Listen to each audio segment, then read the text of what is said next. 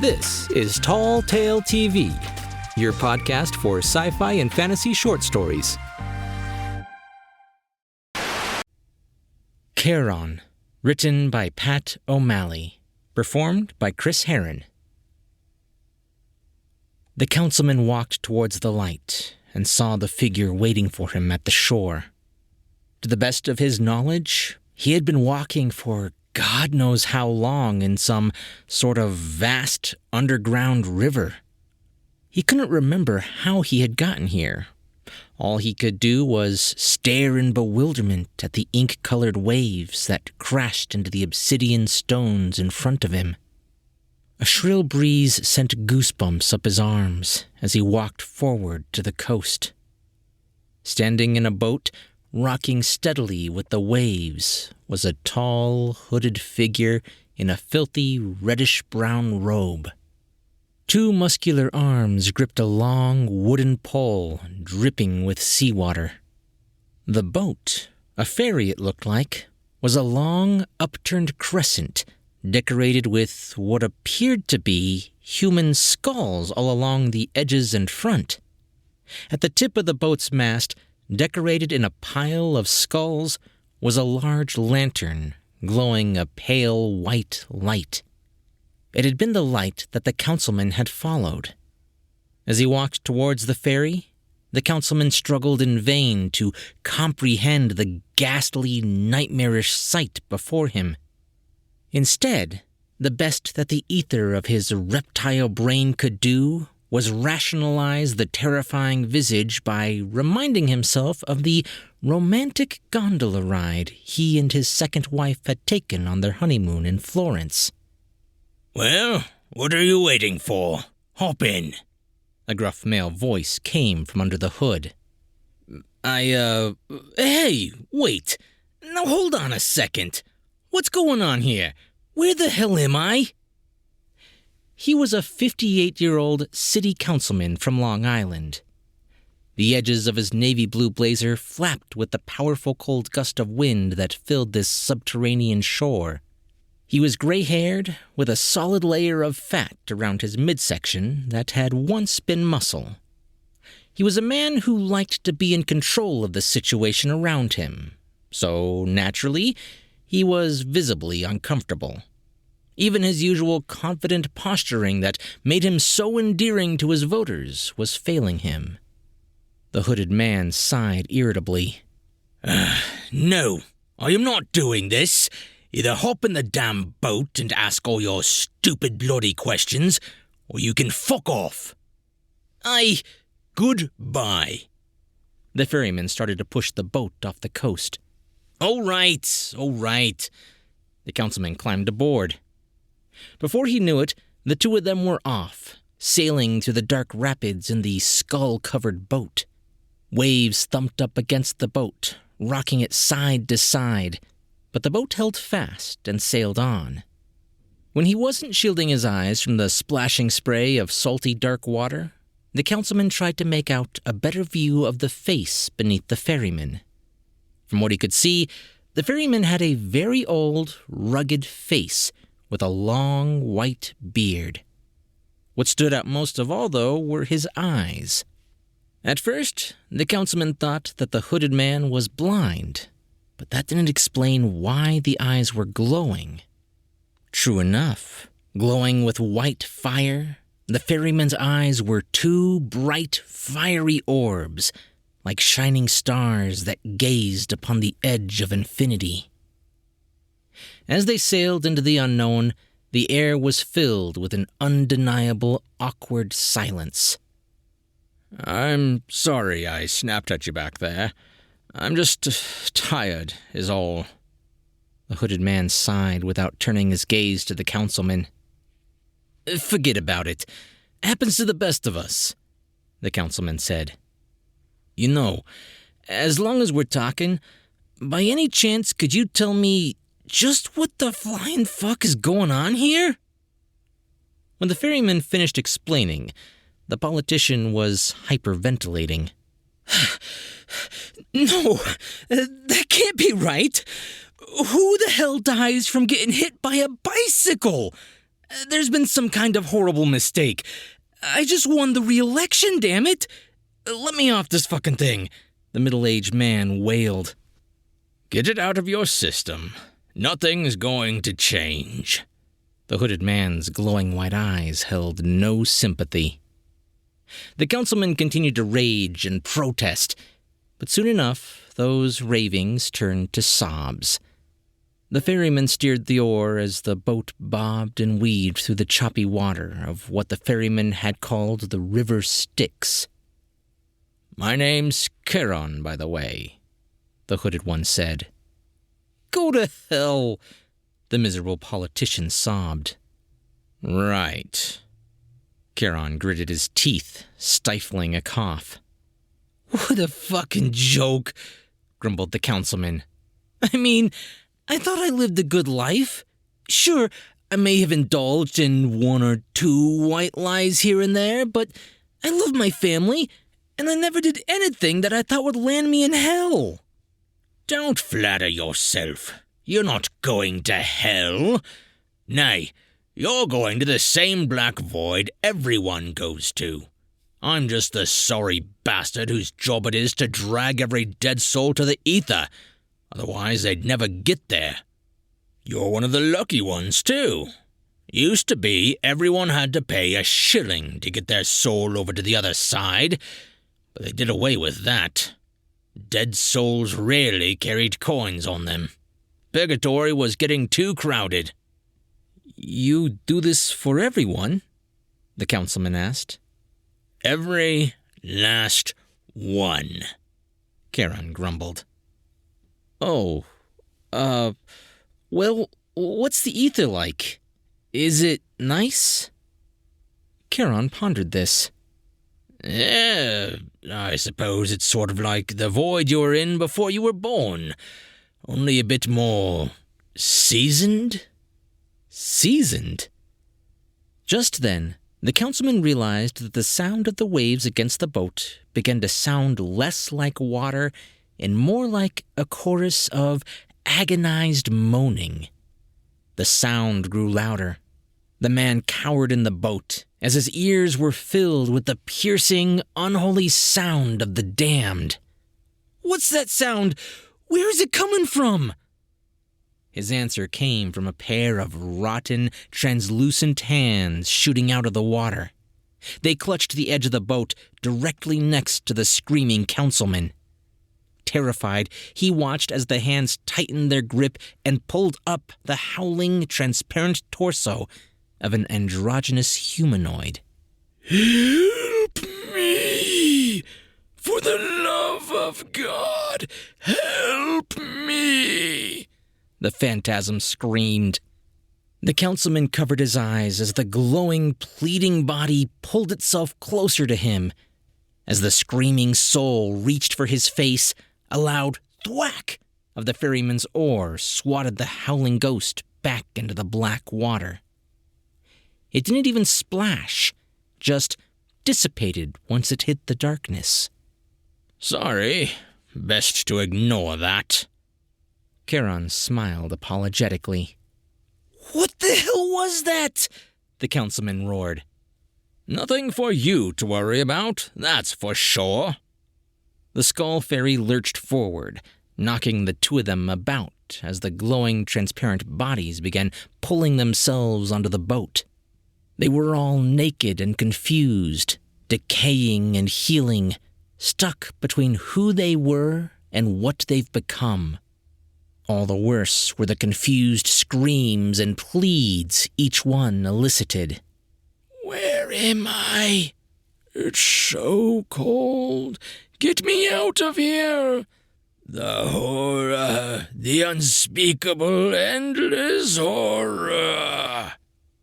In a series of rapid swats, each dead soul was smacked back into the dark ocean by the powerful whacks delivered by the wooden oar. Go on, get! Shoo! Shoo! Damn things always make my work extra hard. Charon's frustrated grumbles were in stark contrast to the horrified, trembling councilman. Oh, God! Oh, Jesus! Is this where I'm going? The councilman asked. Don't be such a Mary. It's not so bad. Not so bad! The councilman cried. The boat sailed onwards as the moaning pleads from the dead souls gradually died down. Before they knew it, the choppy, narrow river Styx had stretched into a wide ocean. Above them, the cavernous ceiling grew higher and higher until 1,000 shining stars appeared where the cavern's ceiling had been. Wherever they were now, there was no land anywhere to be seen. Just the two of them and the ferry, sailing in obsidian while millions of alien stars and planets shined above. Beneath the heavenly cosmos, Charon hummed to himself as he steered the pole left to right. The awkward silence between the two resumed, only broken by the hooded man breaking out into periodic coughing fits before hastily regaining his composure. There was no possible way of determining how much time had passed. Even so, after what felt like several hours had passed, with no destination in sight, the councilman was growing restless. Are we any closer to where we're going? It feels like we've been sailing forever. Pipe down. Don't talk to me about forever, Charon sneered. Look, I'm sorry, guy, but is it too much to ask how far away we are? The hooded man whipped his head back. The glow of the lantern illuminated his old face, but the fiery glow of his agitated eyes burned brighter. Charon's wrinkled, bearded face was gone. In its place was some kind of fanged, ghoulish nightmare that looked like it belonged to a demon from the deepest depths of hell. Forgive me, this new Charon snarled. Perhaps I am mistaken, but are you the immortal ferryman whose sole purpose for all eternity is to sail billions of souls to the afterlife? No. I see. Well then, if it's not too much trouble, would your grace allow it if the actual immortal ferryman did his job, and we get there when we damned well get there? Yeah, sure. The middle-aged man couldn't look at the angry, demonic face. I just want to make sure it's okay with you, Charon growled. Fine. Yes, I swear it's fine. Charon's old face returned, but was immediately overcome with another hacking cough. His body violently heaved as he coughed and leaned on the pole to steady himself. Are you all right? The councilman asked. That sounds like a bad cough, and you've been doing it for a while. Fear not. It's only allergies. How can you have allergies down here? The councilman asked. You are truly a test of my patience. I do free labor for millennia, and you're telling me I'm not allowed to have allergies every now and then? Frustration drooled from the ferryman's mouth. Fair enough, the councilman conceded. The choppy water splashed against the boat, rocking it back and forth. The councilman was at least thankful that he didn't bring his habitual seasickness into the afterlife with him. What a nightmare that would have been. Eager to prolong the inevitable return to awkward silence, the councilman feigned interest in the ferryman. You really have been doing this forever, haven't you? He asked. It certainly feels that way, Charon sighed. Feels almost longer than that, if I'm being honest. I've been ushering souls since the gods figured out what to do with you.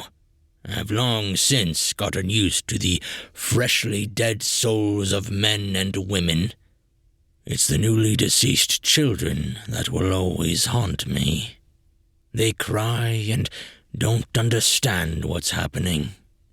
It breaks my heart, but there's nothing to be done. All I can do is tell them stories and try to make them laugh until we get to the end of the line."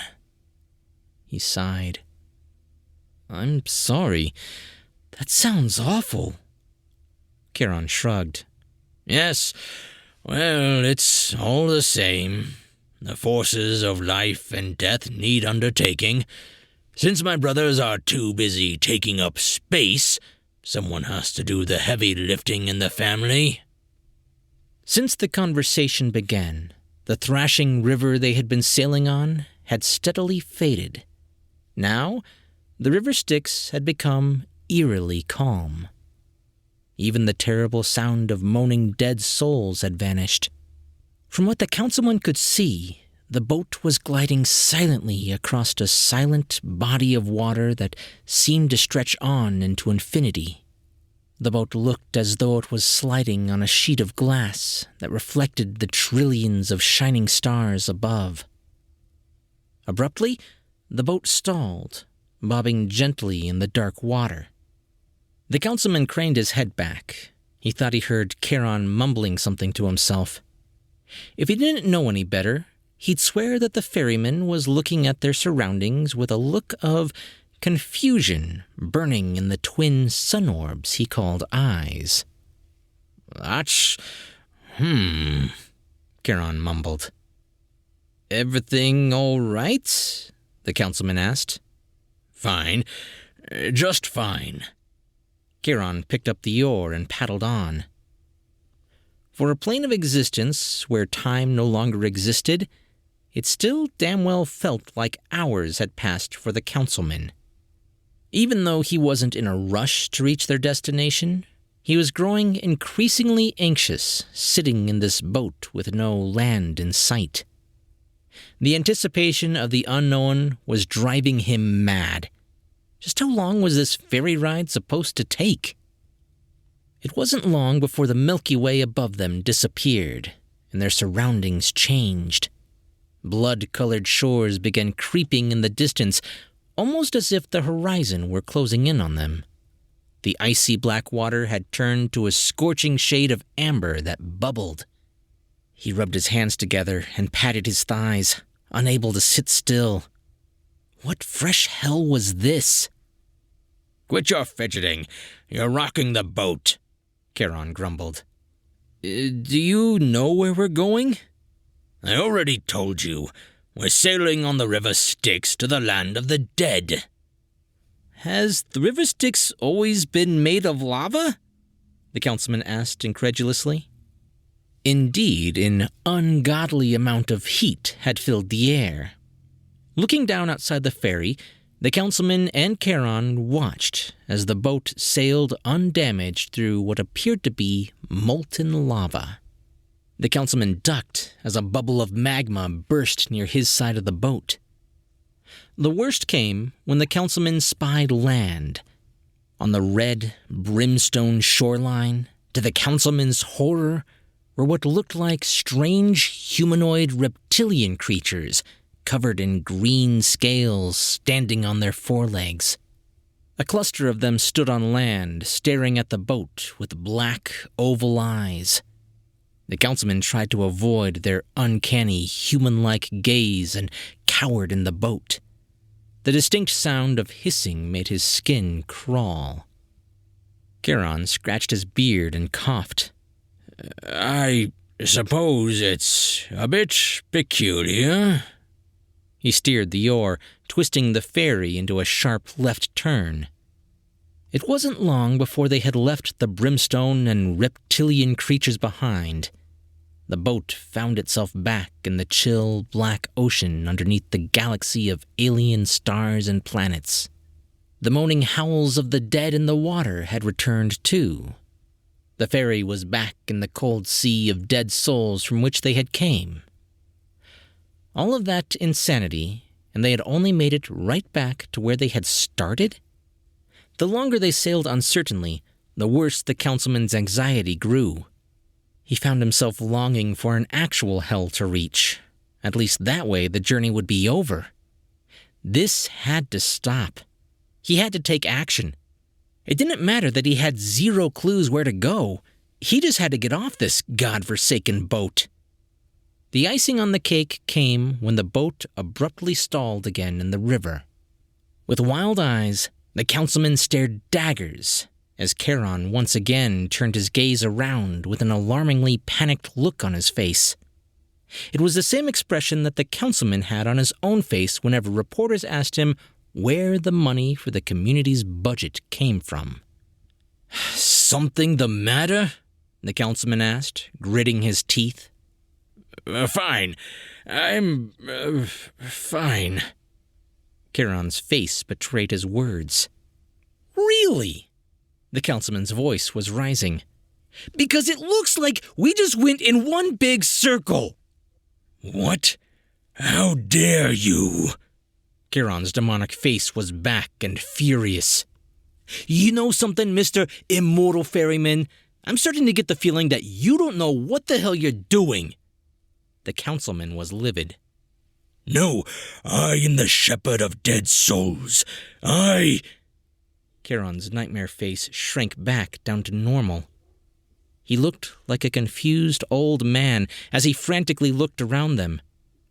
I am older than time. Those burning white eyes of his filled with horror. Charon gripped the oar with both hands, as if for security. The councilman had had enough. He got up from his seat on the rocking boat and slowly approached the hooded man, careful as the boat lurched in the waves. "You son of a... We're lost, aren't we?" "Stay back!" Charon cried. "Give me that damn oar!" The councilman lunged at the ferryman. Charon thrusted the oar, trying to stop him, but the councilman was fast enough to duck. The councilman made a grab for the oar's hilt, gripped by two old white-knuckled hands. Both of them shouted incoherently at each other as the two fought and tugged over the wooden paddle. The sea of moaning dead souls raged around them, sending the boat spiraling, unbound in the water. Thousands of white arms shot out from the ocean, desperate to grab onto the boat, but the violent waves pushed and pulled the boat just out of their reach. "Let go, damn you! Where are you going to go?" Charon yelled. "I don't care anymore. I just need to get out of here." "I said, let go!" With a powerful shove, Charon pushed the councilman to the floor of the boat.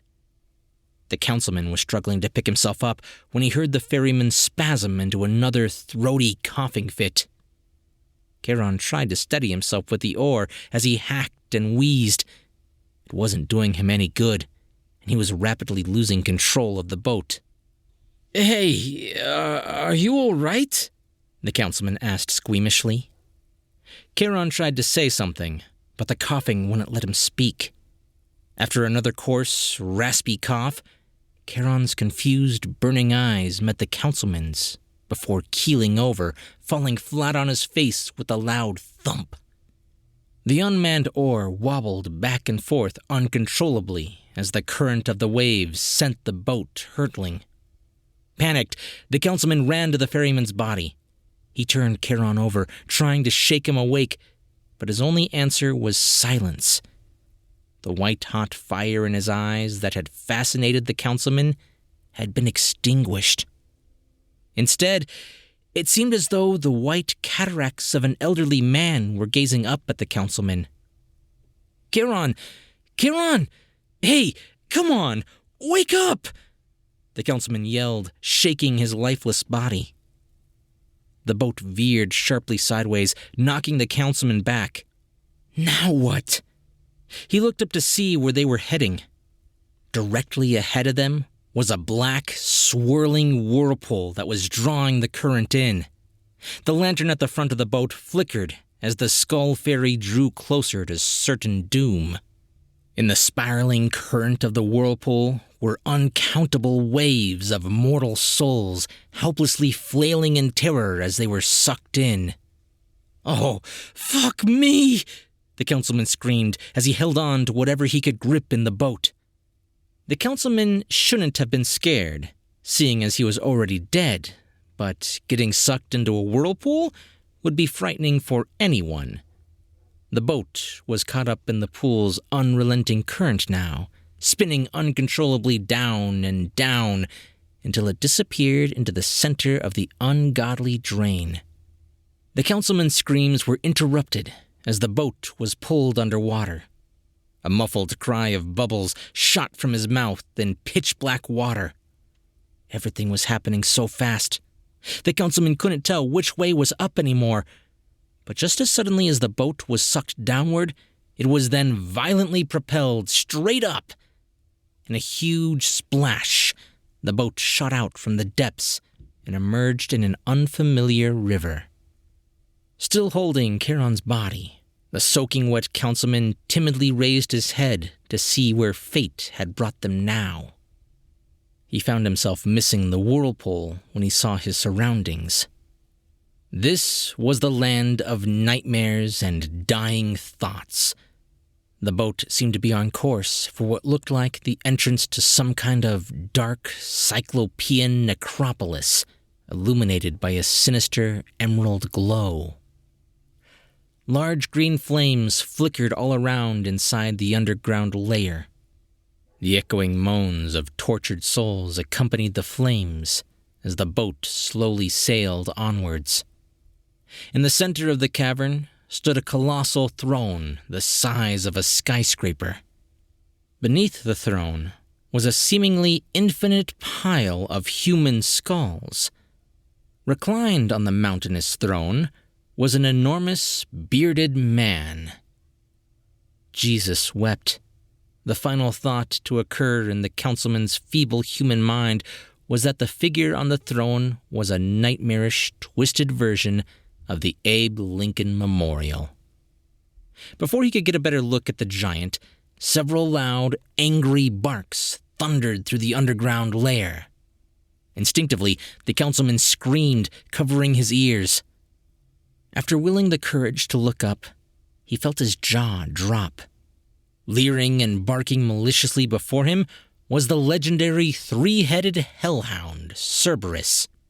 The ferocious guardian of the underworld leered just outside the shadows beside the giant's throne. Two of the legendary canine's heads continued to bark, snapping their fangs, while a third snarled at the intruders in the boat. In the center of it all was the giant, with a gargantuan hand holding a long trident, and with his other scratching behind the ears of one of Cerberus's hungry heads. Curious at this intrusion, the giant leaned forward. A terrible, booming voice drowned out the sounds of moaning souls and the mythical beast. "What are you doing here, Charon? Why isn't this soul being disposed of? Charon, answer me!" The councilman stared, speechless and trembling. This had been quite the day. There he was, petrified and dripping wet like a drowned rat in some fucked-up Greek version of hell, holding on to the filthy, soaked corpse of his old buddy, Charon.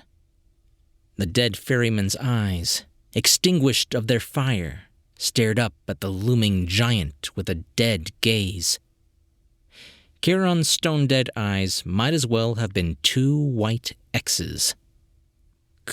Charon? The giant asked uneasily. He... Oh my, is he dead? How? How does that even happen? I don't know, the councilman whimpered.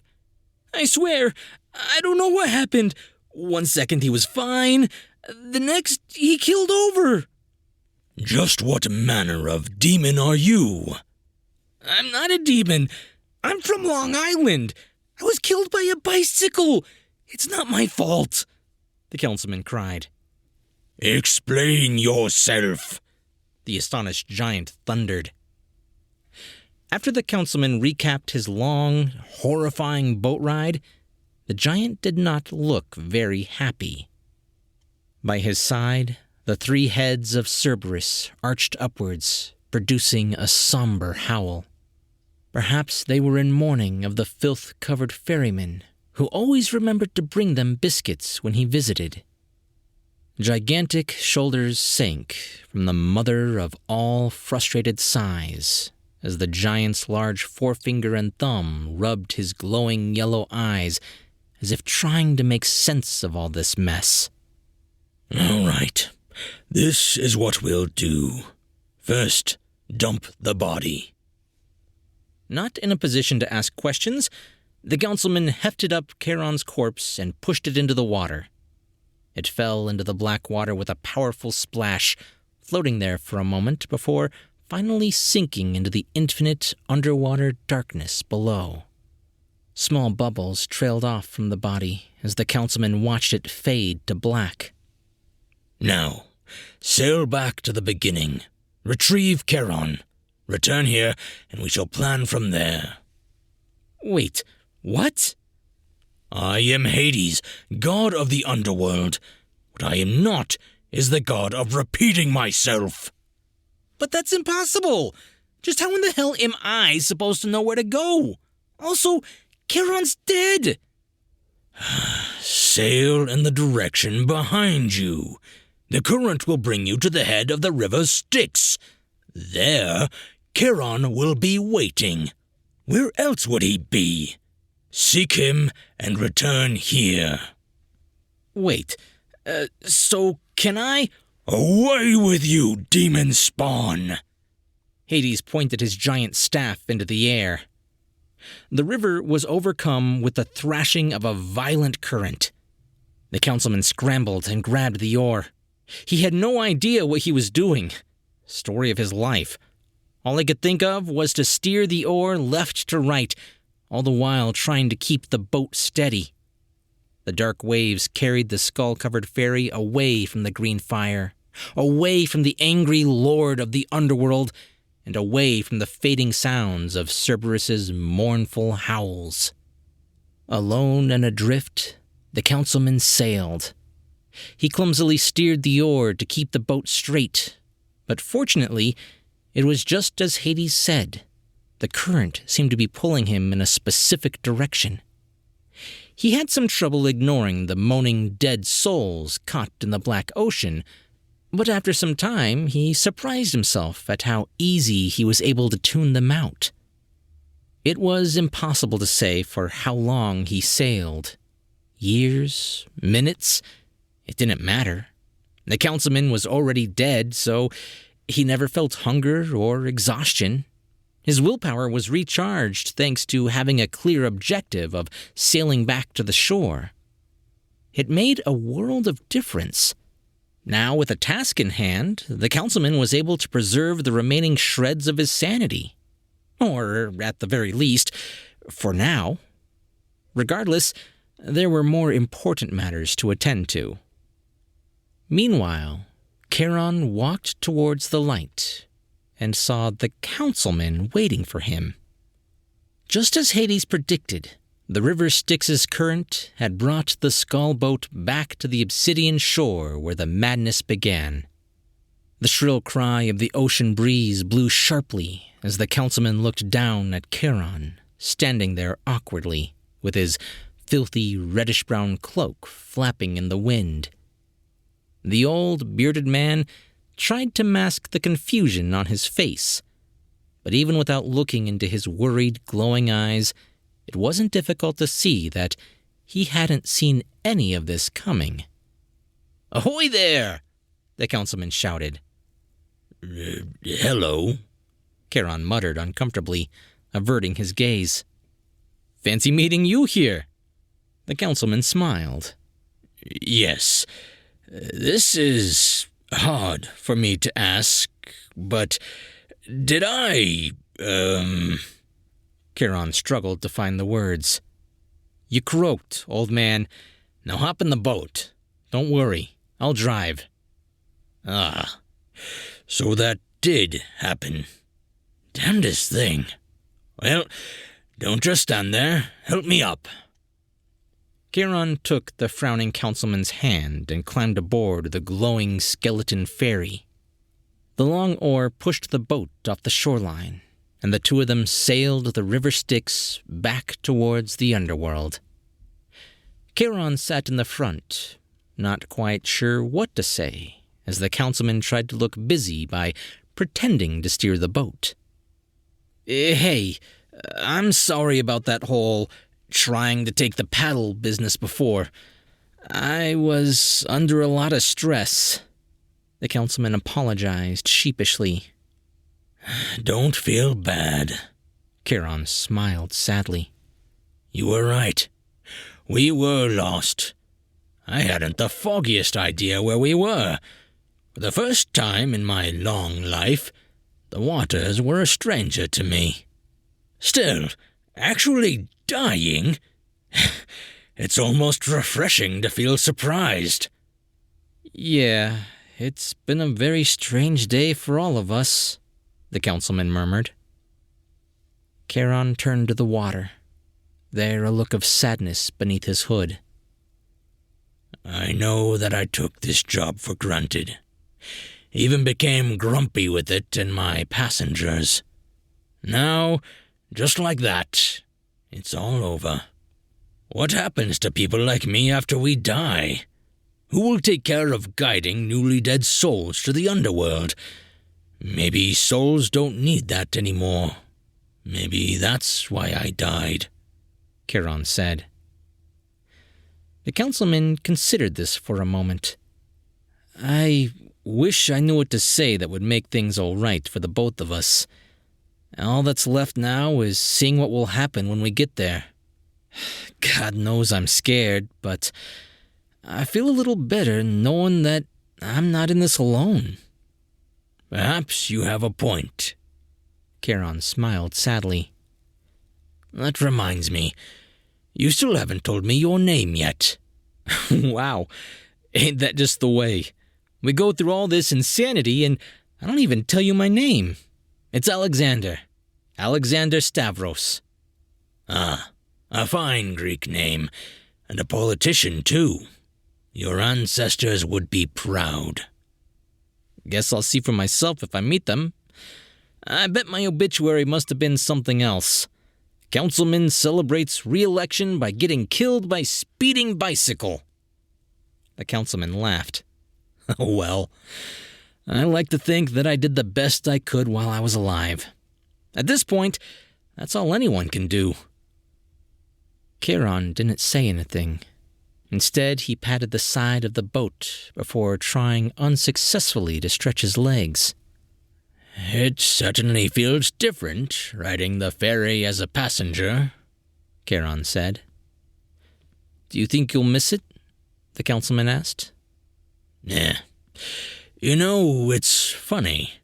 Sitting here, I'm beginning to realize how grueling the responsibility of this duty was.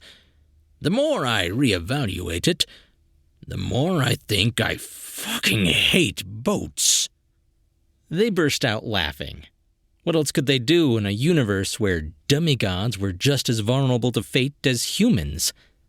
No one, man or god, could say. The skullboat's lantern shined brightly as they sailed on the river Styx, closer to Hades. Closer to an uncertain eternity for both of them. Strangely, the current carrying the boat didn't seem to be in any rush. Who could say exactly how long it would take them to reach the underworld? However long it took, they laughed the entire way.